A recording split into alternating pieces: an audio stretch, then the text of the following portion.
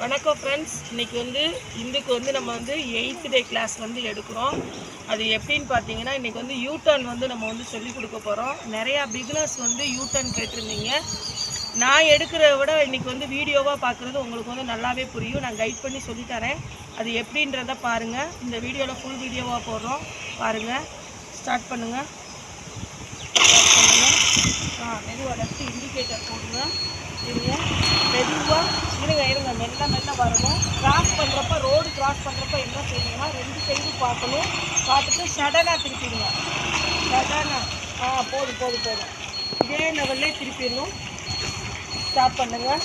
அடுத்து இப்போ நீங்கள் இது நம்ம லெஃப்ட் டர்ன் திருப்புறதுக்கு நம்ம இந்த மாதிரி இது பண்ணணும். அடுத்து ரைட் டர்ன் எப்படி பண்ணணும்னு பார்த்தீங்கன்னா, ரைட் இண்டிகேட்டர் போடுங்க. ரைட் இண்டிகேட்டர் போட்டு ஸ்லோ பண்ணி நிற்கணும். நின்றுட்டு 2 சைடு ரோடையும் கவனமாக பார்க்கணும்.